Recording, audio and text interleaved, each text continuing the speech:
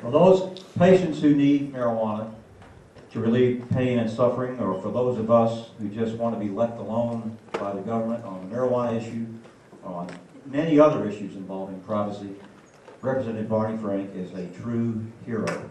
And we are proud to have him with us at the Normal Conference today. Representative Frank.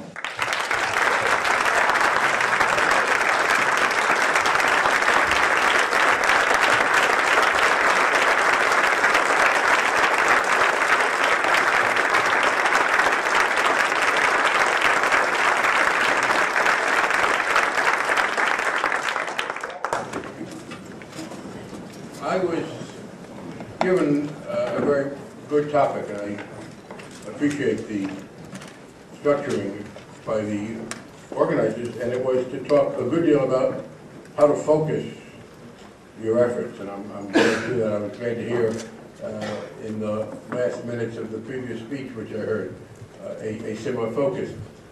There are two arguments that I think we should be using. Let me say, I think we now have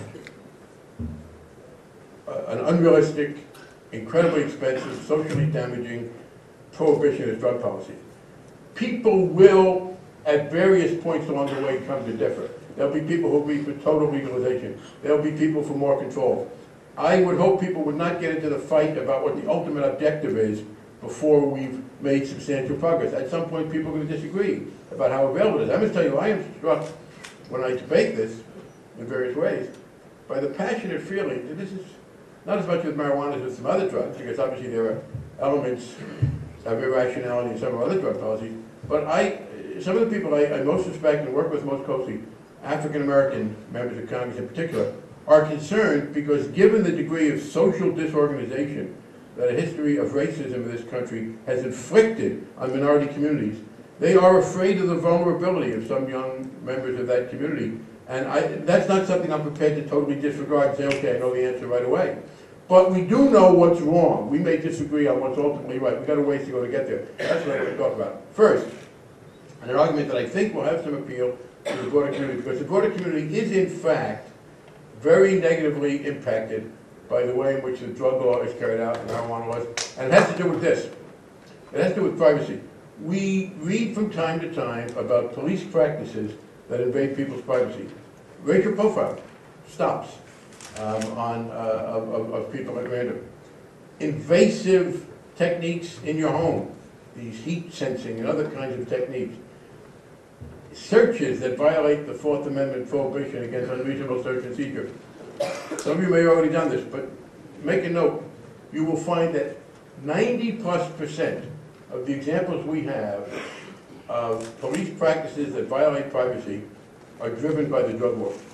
And there's a logical reason for it.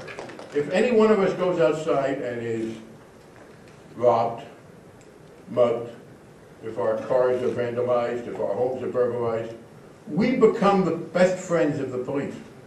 We are the victims of the crime, and what we most want to do is to give the police information so they can help solve the crime. The concept of victimless crime isn't just a philosophical one, it's got law enforcement implications. Tell the police to protect people against robbery and burglary and vandalism and assault, and they have a set of people who are helping them, giving them information, giving them descriptions, telling them when it happened. Tell them to stop drug transactions, and you're telling the police to prevent something where all the parties to the transaction are going to resist any help, giving the police any help. In other words, normal police techniques don't work. There are no complaining witnesses. There's nobody's going to help you. The police are driven to violate people's privacy in trying to combat drugs by the nature of the so-called crime that we've defined.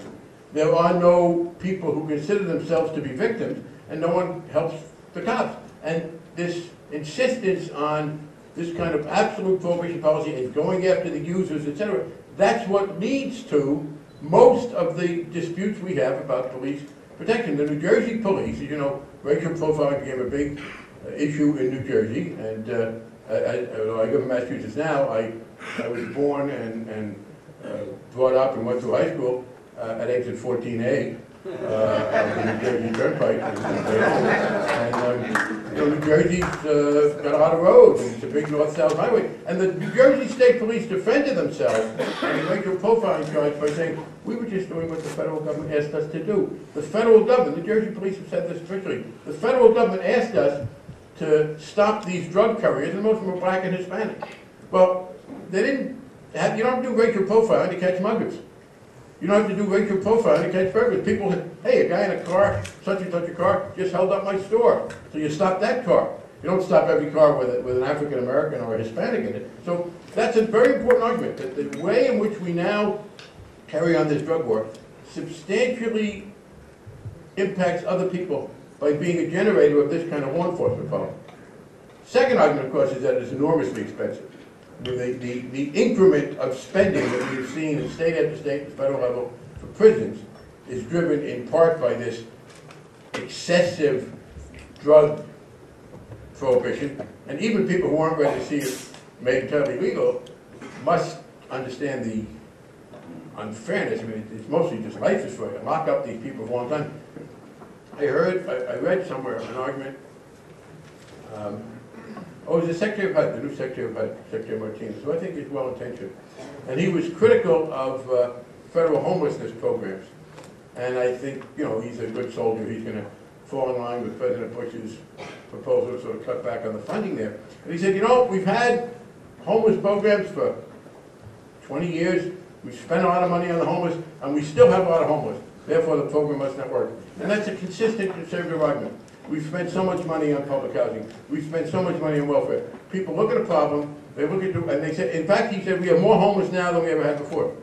Well, if you're going to follow that method of analysis, you're going to say, where we've spent a lot of money and done a lot, and the problem has not been resolved, nowhere is that analysis obviously more conclusive than in the drug war.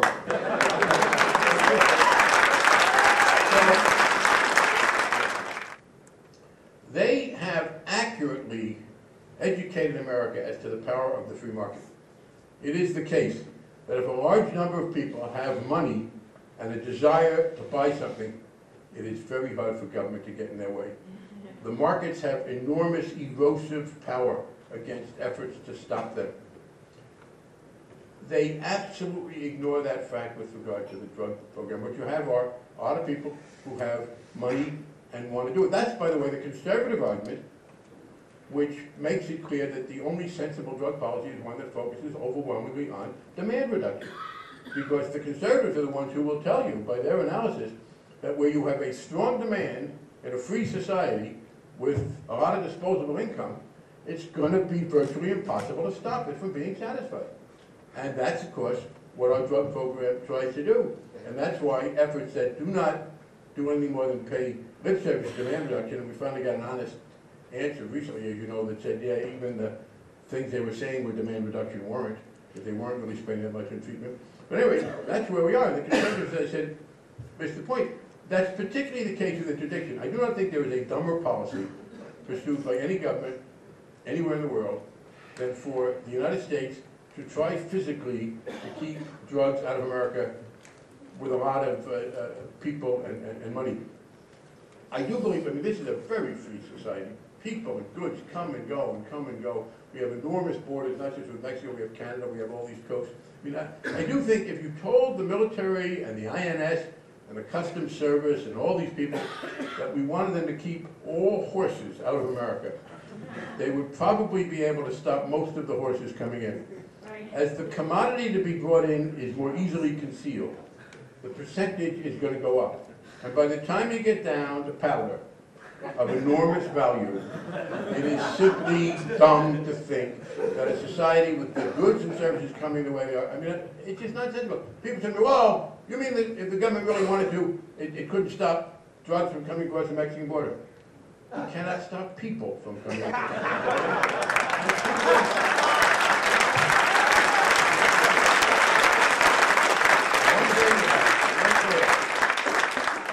People are bigger than drugs.